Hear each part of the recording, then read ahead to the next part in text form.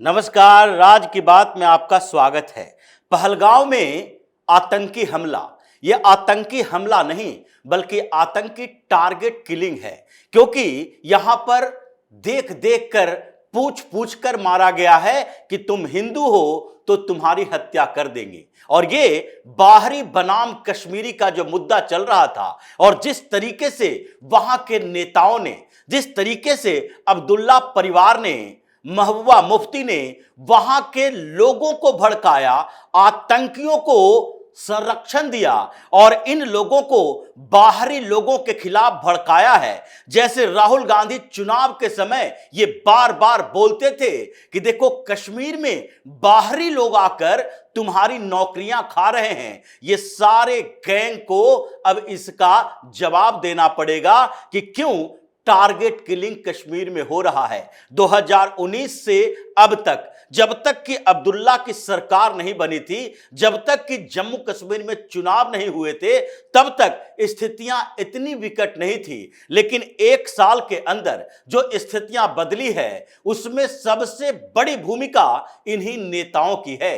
ये कभी भी जम्मू कश्मीर विधानसभा में आज तक आतंकवाद को कैसे खत्म किया जाए, उसके सिंपैथाइजर के नेटवर्क को कैसे तोड़ा जाए, कैसे जम्मू कश्मीर में जागरूकता अभियान पैदा किया जाए, कैसे लोगों को बताया जाए कि आतंकियों को संरक्षण देने का नतीजा क्या हो सकता है, इस पर कोई चर्चा नहीं हुई। जम्मू कश्मीर के विधानसभा में जब जब सत्र का आयोजन किया गया तो उस समय भी इन लोगों ने आतंकियों के खिलाफ बात नहीं की बल्कि उसको प्रवोक करने वाली बातें की। इन लोगों का एक ही मकसद था कि किसी तरीके से आर्टिकल 370 रिस्टोर हो जाए, वहां पूर्ण राज का दर्जा मिल जाए। इतनी बार चीफ मिनिस्टर उमर अब्दुल्ला ने गृह मंत्री अमित शाह से मुलाकात की, पीएम मोदी से मुलाकात की, उन्होंने लेटर लिखे गृह मंत्री को, प्रधानमंत्री को, और हर बार एक ही मुद्दा होता था कि हमें पूर्ण राज का दर्जा चाहिए कश्मीर को। और उसके अलावा न कश्मीर में सुरक्षा व्यवस्था के ऊपर इन्होंने कभी अमित शाह या मोदी से कोई रिक्वेस्ट किया हो, कोई मीटिंग की हो, कोई बातचीत की हो, ये कभी भी नहीं किया। नहीं कभी भी उमर अब्दुल्ला ने एक भी मीटिंग अपने स्टेट में डीजीपी के लेवल पर, पुलिस के लेवल पर की है। और जब एलजी मनोज सिन्हा ने कुछ ट्रांसफर किए, 48 अधिकारियों का ट्रांसफर किया गया, तो उसमें भी उमर अब्दुल्ला सामने आ गया कि हमारी सहमति के बिना कैसे ट्रांसफर किया गया है। मतलब इस हमले के पीछे तो डायरेक्ट तौर पर पाकिस्तान दिखता है, लेकिन डायरेक्ट तौर पर ये जो पाकिस्तान की भूमिका है उसमें इनडायरेक्ट भूमिका उन नेताओं की भी है जो कश्मीर में बैठकर कश्मीर के सुविधाएं लेता है। नेता होने, मिनिस्टर होने, मुख्यमंत्री होने की सुविधाएं लेता है, लेकिन फिर भी कोई जिम्मेदारी नहीं लेता। इसलिए सबसे पहले तो उमर अब्दुल्ला निपटा है। अमित शाह जो बार बार उमर अब्दुल्ला को यह कह रहे थे कि देखो जब तक नॉर्मल सिचुएशन नहीं आ जाए, जब तक 2019 के बाद हुए परिवर्तन को सस्टेन करने के लायक सिचुएशन ना आ जाए, तब तक पूर्ण राज्य के दर्जे की बात नहीं किया जाना चाहिए। और विधानसभा में आप अपने पार्टी के नेताओं को समझाओ, आप अपने पार्टी के मंत्रियों को समझाओ, अपने गठबंधन सहयोगियों को समझाओ कि जम्मू कश्मीर का सिचुएशन ऐसा है कि जो लोकतांत्रिक व्यवस्था यहां बहाल की जा रही है वो भी बहुत बड़ी बात है। यहां लोकतांत्रिक व्यवस्था बहाल की नहीं जाना चाहिए, क्योंकि जब चुनाव हुआ था तो उस समय भी यही सवाल उठे थे कि किस तरीके से घाटी के क्षेत्र के मौलानाओं ने, मुस्लिमों ने टैक्टिकल वोटिंग की है केवल एक पार्टी को, ताकि वहां की व्यवस्थाएं जो पहले से चली आ रही है, यानी कोई गैर मुसलमान, कोई हिंदू वहां का चीफ मिनिस्टर नहीं हो सकता,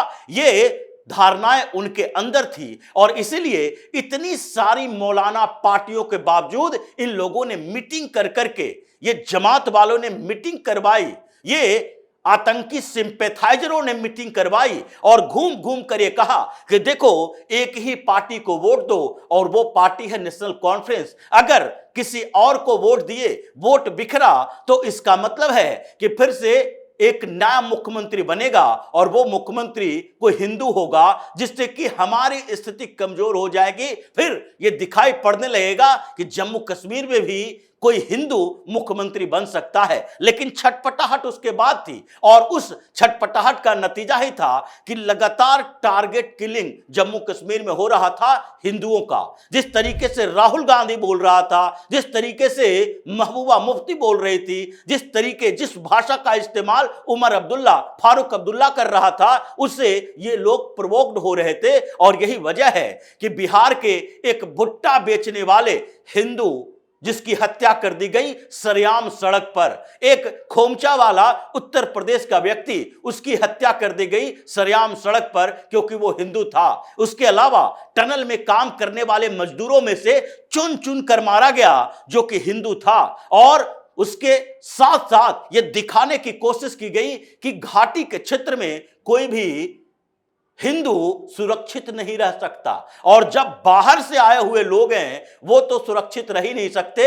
ये लोग तो ये समझ रखा है कि बाहर का मतलब कश्मीर से बाहर। ये बाहरी बाहरी जैसे शब्दों का इस्तेमाल जिस तरीके हिंदुस्तान के अलग अलग राज्यों में हो रही है, ये विध्वंसक प्रवृत्ति है। और ये उसी तरह फिर से भारत को तोड़ने की बड़ी साजिश है, चाहे ममता बनर्जी कर रही हो या फिर स्टालिन कर रहा हो या फिर जम्मू कश्मीर में उमर अब्दुल्ला कर रहा हो। लेकिन यह घटना कोई सामान्य घटना नहीं है। जिस तरीके से आतंकियों ने टारगेट करके हिंदुओं की हत्या की है, नाम पूछ पूछ कर मारा है, कपड़े खोल कर कंफर्म किया कि तुम हिंदू हो या मुसलमान हो। और वो ऐसे समय में जबकि वक्फ बोर्ड संशोधन कानून के खिलाफ यहां ताल कटोरा स्टेडियम में जहर उगला जा रहा है। इन लोगों ने पहले से बयानबाजी शुरू कर दी कि मुसलमान इसे बर्दाश्त नहीं करेगा, पाकिस्तान का इंटरफेरेंस चाहिए। बांग्लादेश से यह आवाज आ रही थी और ये लोग कभी भी बांग्लादेश और पाकिस्तान के खिलाफ नहीं बोला, जबकि सरकार के खिलाफ, हिंदुओं के खिलाफ जहर उगलते रहा। ये पूरा वक्फ गैंग धीरे धीरे आगे बढ़ता है और बोलता है कि हम सर पर कफन बांध के आए हैं। ये कौन बोलता है? ये एसडीपीआई का नेता बोलता है, जो पीएफआई का पॉलिटिकल विंग है। पीएफआई प्रतिबंधित हो गया है, लेकिन इस पॉलिटिकल विंग पर अभी भी पूरी तरह से कार्रवाई नहीं हुई है, इसे प्रतिबंधित नहीं किया गया है। और ये वक्फ गैंग धीरे धीरे प्रवोक करता है। तो क्यों नहीं ये मामला एनआईए, सीबीआई, ईडी, सारे जो सुरक्षा एजेंसियां हैं जो इसकी जांच में लगी है, उसकी इस दिशा में भी जांच होनी चाहिए कि वक्फ गैंग जो 180 मुस्लिम तंजीमों ने इकट्ठा होकर अलग अलग क्षेत्रों में ये भड़काया है मुसलमानों को कि अब हिंदुओं की हत्या होनी चाहिए। और उसके साथ ही ये ओवैसी चीख चीख कर, चिल्ला चिल्ला कर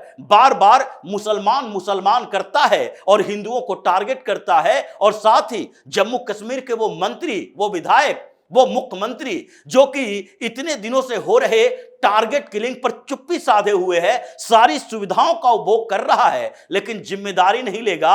इन लोगों के खिलाफ कार्रवाई की तैयारी चल रही है। पाकिस्तान के खिलाफ तो कार्रवाई होगी और पाकिस्तान ये जानता है कि भारत चुप नहीं बैठने वाला है। पाकिस्तान पहले भी 2 बार भुक्तभोगी इसका रह चुका है। पीओके का मसला हिंदुस्तान से लेकर यूएन तक उठ रहा है। विदेश मंत्री जयशंकर अलग अलग प्लेटफॉर्म पर भी बोल रहे थे कि नहीं, अब तो पीओके की दावेदारी हमारी है। और जो पीओके में टेरर कैंप चल रहा है, अब तो पूरा पाकिस्तान अधिकृत कश्मीर हमें चाहिए, इस पर फैसला होना है। कैबिनेट की मीटिंग चल रही है और सबसे पहला एक्शन जो होगा ये अब्दुल्ला परिवार के ऊपर होगा, उमर अब्दुल्ला के ऊपर होगा कि इतने समय से मुख्यमंत्री हो और एक भी जिम्मेदारी का निर्वाह नहीं किया।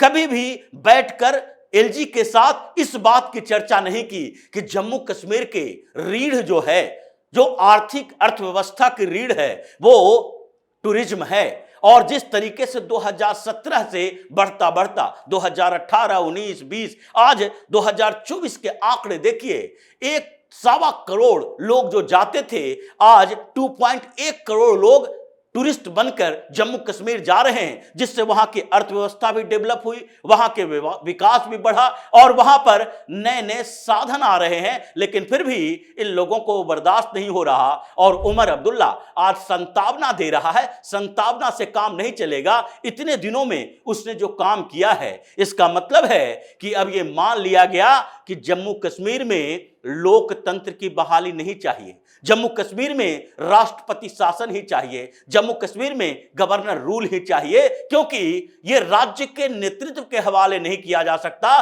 फारूक अब्दुल्ला बार बार बोलता है कि कश्मीर के मसले पर पाकिस्तान से बातचीत करनी चाहिए। यह नहीं बोलता कि पीओके के मसले पर पाकिस्तान से बात करनी चाहिए। यह जम्मू कश्मीर जो हमारा क्षेत्र है, हमारा इंटरनल मैटर है, उसमें पाकिस्तान से बात करने की बात अगर जम्मू कश्मीर का पूर्व मुख्यमंत्री बोलता है और वर्तमान का मुख्यमंत्री कभी इस पर सवाल नहीं उठाता, पाकिस्तान की औकात नहीं बताता और अपने क्षेत्रों में ये जो चल रहे आतंकी घटनाएं, हिंदुओं के खिलाफ जो अत्याचार हो रहा है, उस पर एक शब्द नहीं बोलता, तो उसका नतीजा क्या निकाला जाए? क्योंकि इन लोगों ने इसको भी एक अवसर की तरह उपयोग करना शुरू कर दिया और जिस तरीके से पूरे देश में माहौल तैयार किया जा रहा है कि जम्मू कश्मीर में इस हमले में क्या है, एक इंटेलिजेंस फेल्यूर है।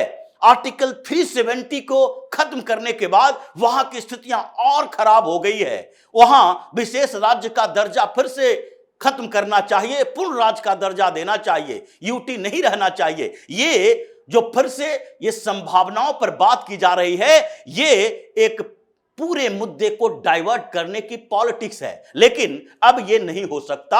अमित शाह एक्शन मोड में आ गए हैं। सबसे पहले उमर अब्दुल्ला को हड़काया है। उमर अब्दुल्ला तो निपट चुका है और हुर्रियत वाले ये सारे जो सेपरेटिस्ट मूवमेंट चलाता है जम्मू कश्मीर में, 32 नेताओं की लिस्ट तैयार है। जैसे 2019 के बाद इन लोगों को हाउस अरेस्ट किया गया था, एक गुपकार गैंग गुपकार हाउस में बैठकर ये फारूक अब्दुल्ला चीखता था, इतने दिनों से हम घर में से कैद हैं, निकल नहीं पा रहे हैं, इन सबको हाउस अरेस्ट किया जाएगा। क्योंकि कश्मीर के पहलगांव में जो हमले हुए हैं, उस हमले का बदला तो लेना ही पड़ेगा और इसके लिए तैयारी भी चल रही है। मतलब इस बार जो इन लोगों ने हद कर दी है, हद करने के बाद तो सर्वनाश ही होता है। अति सर्वत्र वर्जयेत। और इसलिए इन लोगों ने अपनी जिस टारगेट किलिंग को अंजाम दिया है, उसका बदला तैयार है और उमर अब्दुल्ला निपटा। महबूबा मुफ्ती अब राजनीति में नहीं रहेगी, घर में कैद रहेगी। अब मां बेटी दोनों चीखती चिल्लाती रहे, फोन काम नहीं कर रहा, इंटरनेट काम नहीं कर रहा, हमें कैद कर लिया गया है, उससे कोई फर्क नहीं पड़ेगा। जम्मू कश्मीर में लोकतंत्र की बहाली नहीं चाहिए, बल्कि वहां एक ऐसा एडमिनिस्ट्रेशन चाहिए, वैसा शासन चाहिए जो इन आतंकवादियों को मुंहतोड़ जवाब दे सके, उसके सिंपैथाइजर के नेटवर्क को तोड़ सके, एक एक को बाहर निकाल कर पूछा जाए कि यह संरक्षण दे कौन रहा है। उसमें कई बड़े नाम सामने आएंगे और इसलिए 30 से 40 नेताओं के हाउस अरेस्ट करने का अरेस्ट वारंट तैयार है। अब जम्मू कश्मीर में वो स्थिति नहीं रहेगी जो ये चाहता है, जिसके लिए ये पूरी साजिश रच रहा है। वक्फ गैंग अभी चुपचाप बैठा है, इसके ऊपर इसकी जुबान नहीं खुल रही। ना ही वो मुर्शिदाबाद हिंसा के बाद वो टाल कटोरा स्टेडियम में किया कि वक्फ बोर्ड संशोधन कानून के खिलाफ प्रोटेस्ट में मुसलमान इस बात का ध्यान रखें कि प्रोटेस्ट करते हुए किसी हिंदू के घर को तोड़ा नहीं जाएगा, किसी की हत्या नहीं की जाएगी। उस पर ये लोग चुप्पी साधे हैं। मतलब ये प्रवोक कर रहा है, तो उस प्रवोक करने का अंजाम क्या होगा ये अभी समझ नहीं पा रहा था। कुछ दिनों के अंदर समझ जाएगा कि इसका अंजाम क्या हो सकता है। तो इसी तरह की खबरों के साथ फिर से हाजिर होंगे। तब तक के लिए बने रहिए हमारे साथ और देते रहिए हमें सहयोग, ताकि इसी तरह की खबर हम आपके लिए लाते रहें। धन्यवाद।